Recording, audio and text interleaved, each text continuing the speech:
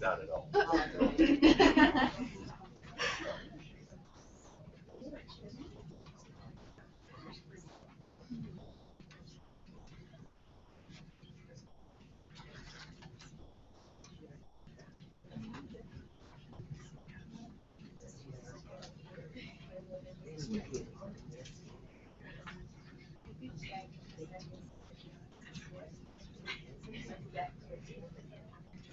A little bit.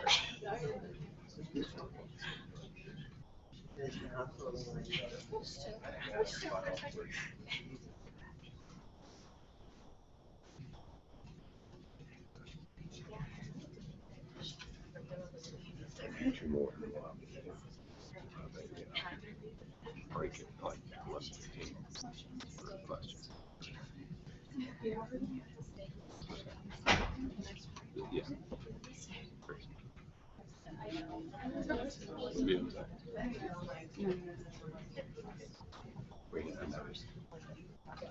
Alright. Ready? Yeah. Okay. My name is GParr, and I did archaeology in Nelson County. As you can tell, I picked history as my topic because I'm really passionate about it. I'm even majoring in it when I go to college. And I knew I wanted to do that even before the summer of my junior year. So okay, that was the question. Sorry. All right, and my question was more, can we learn about Virginia's history through the use of archaeology? And the reason I came upon archaeology is because through Governor's School, they were actually offering a week-long internship at James Madison's Montpelier. And what I was doing is, if you see over here, you can't really see it, but that's where the domestic slave quarters once were. And I was actually able to experience this through Montpelier's archaeology organization.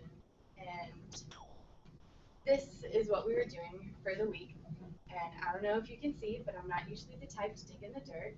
But you see right there, that's me.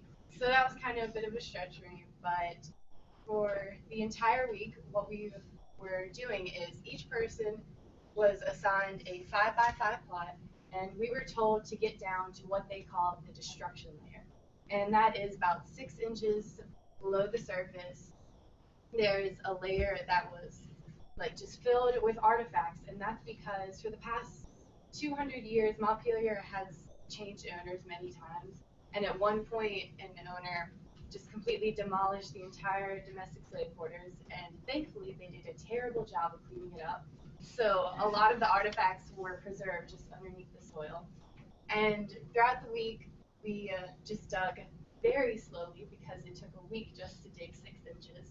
So what we would do is we would dig down, and if you found big artifacts, you would automatically pull it out. And if not, you would just take all that dirt, and we would have to sift through it later on. And it's what you would find the smaller things. Now, where I was digging was where it was the space between a smokehouse and actual living quarters. So common things that I found were pieces of pottery, nail over there, some animal teeth and bones, and glass. Now, it wasn't really a surprise to the archaeologists, but one thing that I found interesting was if you notice the pottery, it's kind of more fine china that you would expect in the actual house of Montpelier. So it's interesting to see the domestic slaves had this, which could just be the result of the Madisons not wanting that particular set anymore, or maybe there was an imperfection, so they just passed it on to them. So I found that interesting. Now, on my final day, instead of continuing on my digging, I went to the lab where they would then take the soil that we already sifted through and then go through it again using like little tweezers and even smaller screens. And I'm not even sure what they do with it because I asked an intern and that's what they told me. So, but they do take every brick and stone that they find in that area because it is their goal in the next 5 years or so to actually reconstruct the entire area. So, yeah. And that was my group that I spent the week with. And over the week, I was kind of disappointed because they didn't find anything new and exciting. But so for my community service, I continued on with archaeology, but from a different viewpoint, which is historical archaeology, which is a form dealing with places, things, and issues from the past to present when written records and oral tradition can inform and contextualize cultural material. And that is a really complicated way of stating basically what Ancestry.com does. It's going through past documents and filling in the holes in history. So to do this, I volunteered at Oakland Museum, where I've actually volunteered before.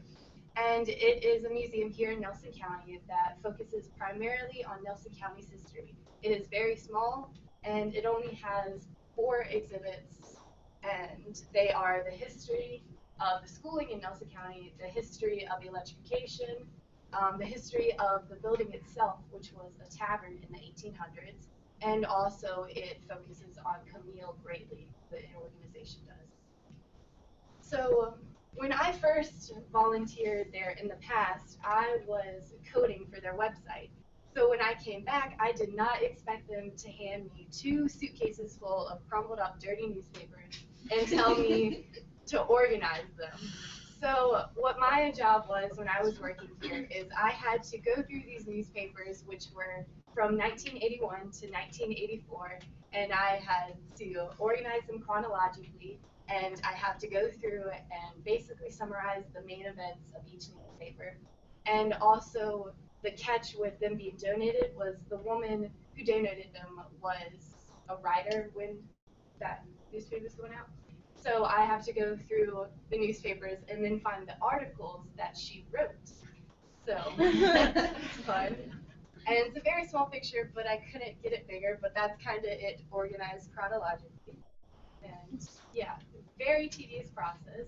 In my entire project, I realized that tedious should be just a synonym for archaeology. Yeah. And okay. Now, for other rising seniors and everything, everyone has already told you, don't procrastinate. It is awful if you do. And I even did my internship during the summer, and I still had difficulty keeping up sometimes. And also, just do what Miss Tinder tells you to do. Bless her heart. Okay, for my future plans, I'm going to Randolph-Macon College, and as I mentioned, I'm majoring in history, and I'm going to minor in Spanish, where I will then go on to law school to become a solicitor. Thank you.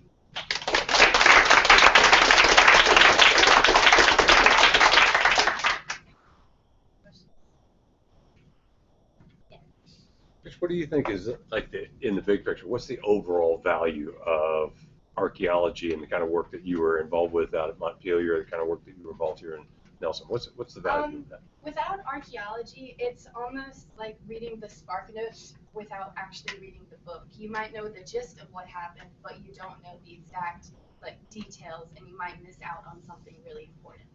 So, kind of what I got.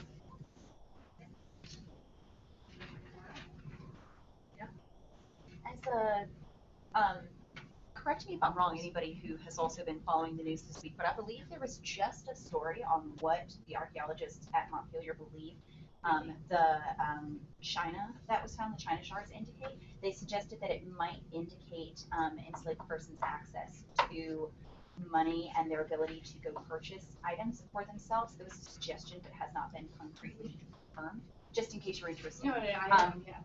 I just happened to hear that. My question for you is, did this inform your interest in the law in any way? Not exactly from the archaeology standpoint, but I did like learning more about James Madison because of his involvement, obviously, with American politics. But history in general really influences my interest in politics, and that's why I'm majoring in history and then going on to law school.